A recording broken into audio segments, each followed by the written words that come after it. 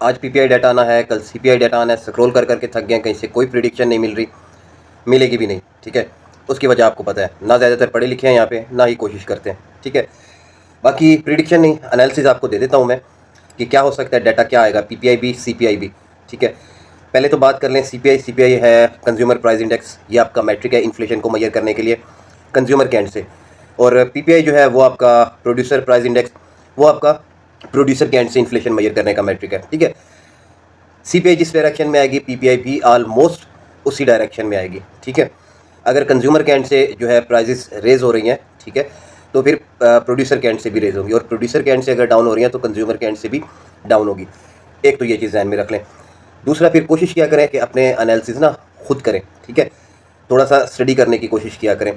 अभी खैर मैं आपको एनालिसिस कर देता हूँ। ठीक है, देखें 2 तारीख को आया था आपके पास अनएम्प्लॉयमेंट डाटा। ठीक है, 4.3% तक रेज हो चुकी है आपकी अनएम्प्लॉयमेंट।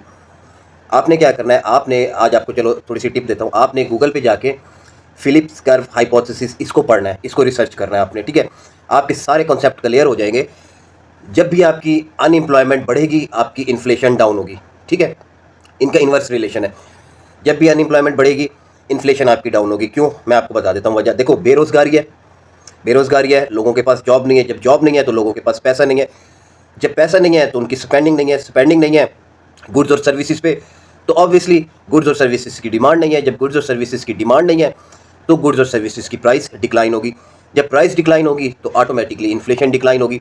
ठीक है, तो जब भी आपकी अनएम्प्लॉयमेंट हाई होगी, आपकी इन्फ्लेशन डाउन होगी। ठीक है, तो इस एनालिसिस के तहत इंशाल्लाह ऐसा होगा, अल्लाह ने चाहा, कोई मैनिपुलेशन ना हुई तो पीपीआई भी आपका लो आएगा और सीपीआई भी आपका लो आएगा। ठीक है, यानी इकोनॉमी के लिए कुछ हद तक ये चीज़ पॉजिटिव भी होगी, कुछ हद तक ये चीज़ पॉजिटिव भी होगी, लेकिन लॉन्गर रन में ये चीज़ नेगेटिव होगी, क्योंकि जितनी ज़्यादा अनएम्प्लॉयमेंट होगी वो काम उतना ज़्यादा रिसेशन की तरफ जाएगा। ठीक है, और अगर इन्फ्लेशन का डाटा अभी आ जाता है, ये डाउन आ जाता है, इंशाल्लाह ऐसा ही होगा जैसा अभी हमने एनालिसिस किया है, तो फिर इनको रेट कट करना पड़ेगा।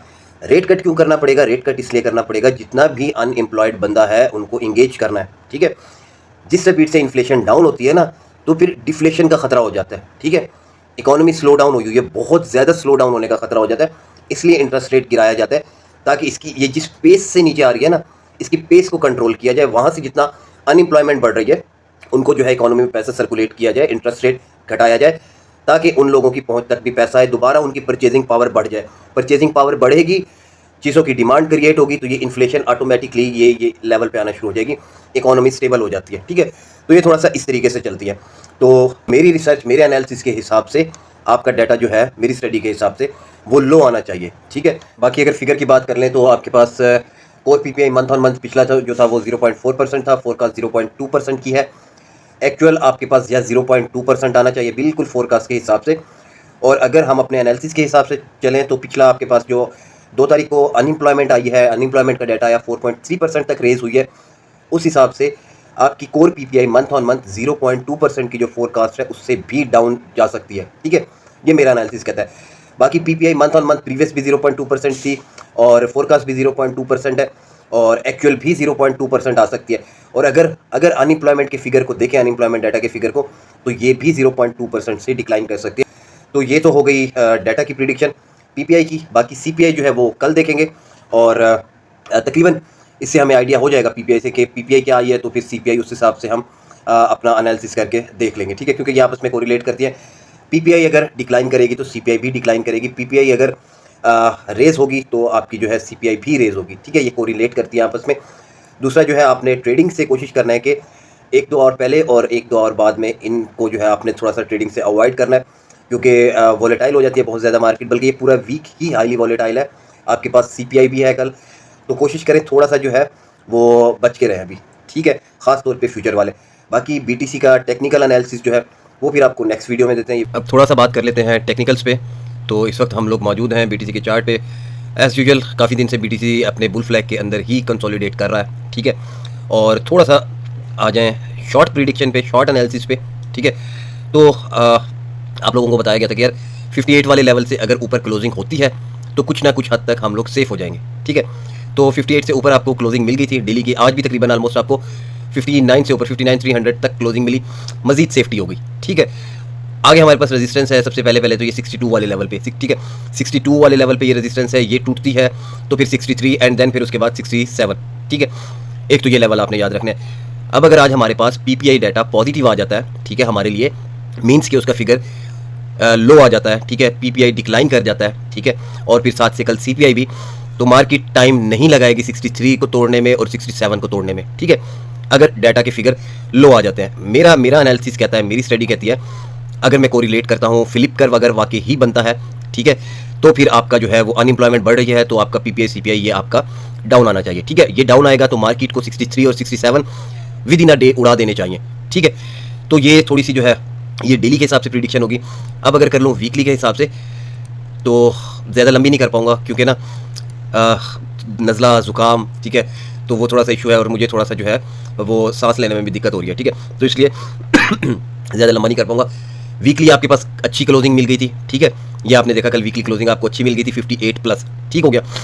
तो अभी आपको डाटा जो है ये अब आपको बताएगा कि ये वाली रेजिस्टेंस जो है ये आपकी टूट सकती है, ठीक है, या फिर आपकी ये सपोर्ट टूटती है, ये आपको बताएगा डाटा। इन केस डाटा आ गया हमारे अगेंस्ट, ठीक है, डाटा हमारे अगेंस्ट आ गया तो मार्केट 55-56 आराम से दिखा सकती है आपको, ठीक है, 55-56 आराम से दिखा सकती है। और डाटा अगर आ गया पॉजिटिव हमारे लिए, ठीक है, जो इंशाल्लाह आना चाहिए, तो मार्केट आपको इस रेजिस्टेंस की तरफ जाती हुई नजर आएगी, ठीक है। तो ये लेवल आपने याद रख लेना, ये यहाँ तक आपकी डेली में रिट्रेसमेंट आपकी पॉसिबल है, ठीक है, ये तकरीबन ये 55 तक का लेवल बन रहा है, यहाँ तक आपके पास ये रिट्रेसमेंट आपके पास पॉसिबल है, ठीक हो गया। अगर आपका डाटा नेगेटिव आ गया, ठीक है, तो ये कुछ लेवल हैं, ये आपने जहन में रखने हैं, ठीक है। और थोड़ा सा ये चीज़ भी हम लोग देखते आए हैं कि अक्सर डाटा पॉजिटिव होने के बावजूद भी मार्केट मैनिपुलेट करती है। वो क्यों? मार्केट लिक्विडेशन उठाने नीचे चली जाती है। ये आपके पास 57 तक भी लिक्विडेशन और तकरीबन 56 पे थोड़ी बहुत लिक्विडेशन पड़ी हुई है, ठीक है। आपको कब से बता रहा हूँ, ये लिक्विडेशन डरी हुई लिक्विडेशन है, साथ लोग प्रॉफिट बुक करते जा रहे हैं, ठीक है, ये लॉन्ग टर्म कैरी करने वाली लिक्विडेशन नहीं है। और दूसरा जो है वो अक्सर पर्सनल में आए थे डेथ क्रॉस वाला पूछने के लिए, तो यार कितनी दफ़ा मैं बता चुका हूँ, अब वो डेथ क्रॉस आपका गोल्डन क्रॉस में कन्वर्ट हो रहा है, ठीक है। और यहाँ पे डेथ क्रॉस का परफॉर्म देखो, एक होता है फॉर्म करना, एक होता है परफॉर्म करना, ठीक है। फॉर्म आपका कर गया था, ठीक है, फॉर्म आपका कर गया था, अब बात रहेगी परफॉर्म करने की, ठीक है। तो परफॉर्म करने के लिए ना देखना पड़ता है किस टाइम में, किस एरा में है मार्केट, ठीक है। अभी वो एरा नहीं है मार्केट का कि मार्केट यहाँ पर बैठकर जो है वो डेथ क्रॉस को परफॉर्म करे, ठीक है। आपकी हॉल्विंग हुई है, ठीक है, हॉल्विंग ईयर है आपका, आर्ट्स रैली आपकी सर पे खड़ी है, रेट कट आपके सर पे खड़े हुए हैं, और इस टाइम में बैठ के मार्केट डेथ क्रॉस, देखिए डेथ क्रॉस बना है, नज़र भी आ रहा है सारा कुछ, ठीक है। लेकिन ऐसे टाइम में मार्केट जो है वो बैठ के अपने वो उसको जो है क्या कहते हैं डेथ क्रॉस को यहाँ पे परफॉर्म करे, ठीक है, डेथ क्रॉस को बैठ के यहाँ पे परफॉर्म करे मार्केट, वो वाला टाइम नहीं है, ठीक है, बन ज़रूर रहा है। ये देखें जिस तरीके से आपको बताया था मैंने, ठीक है, ये देख लो ये बन गया यहाँ पे, ये 50 एम मैंने क्रॉस कर दिया ऊपर वाली साइड से 200 एम को। अब आपको कहा था कि ये फॉर्म तो हो जाएगा, परफॉर्म करेगा या नहीं करेगा ये देखना है। परफॉर्म करता ही अगर 50 एम आपकी इस तरह आती, ये आपको 38 पे ले जाता, ठीक है, 200 आपके ऊपर निकल जाती। लेकिन अभी क्या सीन है आपके पास, ठीक है, अभी आपके पास सीन ये वापस ये वाला होने लगा है, ठीक है। ये कुछ दिन आपको यहीं पे कंसोलिडेशन देखने को मिलेगी, ये 200 वापस ऐसे, अब ये 50 आपकी नीचे से क्रॉस करेगी, ये गोल्डन क्रॉस बना के मार्केट ऊपर निकल जाएगी, ठीक है, इंशाल्लाह ऐसा ही होगा, ठीक है। बाकी शॉर्टर टाइम फ्रेम में तो आपके गोल्डन क्रॉस बन भी रहे हैं, मैं अगर आपको दिखाऊं, हाँ ये देखें 4 आवर में, अब ये 4 आवर में जो है ये मार्केट ये गोल्डन क्रॉस की तरफ लेकर जा रही है आपको, ठीक है। 4 आवर में मार्केट जो है ये आपको गोल्डन क्रॉस की तरफ लेकर जा रही है इस तरीके से। तो टाइम होता है चीज़ों का ना, टाइम होता है किस टाइम पे क्या चीज़ परफॉर्म करती है। तो डेथ क्रॉस परफॉर्म करने का ये टाइम नहीं है अभी, ठीक है ना। बाकी दिखाना होता है, हर चीज़ एनालिसिस बतानी होती है। मैंने डेथ क्रॉस दिखाया, हर किसी ने देखा देखी डेथ क्रॉस शुरू कर दिया, ठीक है। बाकी अभी आ जाते हैं आपके BTC डोमिनेंस पे। कल का दिन, परसों का दिन, उससे 3 दिन से BTC डोमिनेंस आपकी गिर रही थी, आपके आर्ट्स में पंपिंग आ रही थी। आज आपकी BTC डोमिनेंस अगेन थोड़ा सा बढ़िया, लेकिन है ये रिजेक्शन जोन में, ये आपको बता दूं ये रिजेक्शन जोन में है। एनी टाइम हम लोग जो है वो यहाँ से रिजेक्शन देख सकते हैं इसके अंदर, ठीक है। तो ये आपने देखते रहना इसको, किसी भी टाइम पे हम लोग यहाँ पे रिजेक्शन देख सकते हैं, ठीक है। और ये ऑल द वे डाउन। बाकी USDT डोमिनेंस इसको भी देख लेते हैं। ये भी आपके पास USDT डोमिनेंस ये कल डिक्लाइन की, आपके आर्ट्स में BTC में पंपिंग आई, आज ये आपको फिर थोड़ा सा बढ़ती हुई नजर आ रही है। इट मीन्स पैसा USDT में कन्वर्ट हो रहा है। इनको कोरिलेट कर लिया करें आपस में। अब देखें डोमिनेंस और USDT, उनको देखें आज, अब वो USDT डोमिनेंस बढ़ी है, ये टोटल का चार्ट गिर रहा है, क्रिप्टो से पैसा आउट हो रहा है, USDT में जा रहा है। ये आज की कैंडल देख लें, सेम इसी तरह ये टोटल 2 में है, ये देख लें सेम ये कैंडल। लेकिन अच्छा टोटल 3 में भी सेम चीज़ होगी, ये हो ही नहीं सकता कि ये चेंज हो, ठीक है। अब बात यह है कि सब के सब बुल फ्लैग में है।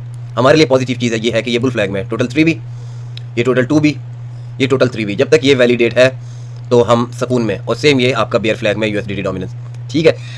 बाकी एथीरियम का आपको बता दूं, एथीरियम का अक्सर लोग पूछ रहे थे यार एथीरियम जो है ना, एथीरियम बार बार रिजेक्शन ले रहा है, ये आपके 2700 वाले लेवल से 2700 2750 यहाँ पे रेजिस्टेंस फेस कर रहा है, बार बार इधर से रिजेक्शन ले रहा है, लेकिन इसको तकरीबन 1 2 3 4 5 दफ़ा इसको ट्राई किया है। होपफुली अगली दफ़ा में टूट जाए, ठीक है। इन केस टूट जाए नहीं तो फिर ये आपको दोबारा ये लेवल भी दिखा सकता है, और उसकी कंडीशन क्या होगी, अगर हमारे पास डाटा नेगेटिव आता है PPI और CPI। बाकी ये आपको मैंने दिखाई दिए हैं, ठीक है, लिक्विडेशंस, ठीक है। तो ज़्यादा बोला नहीं जा रहा मुझसे, इसको बस शॉर्ट करते हैं इधर ही।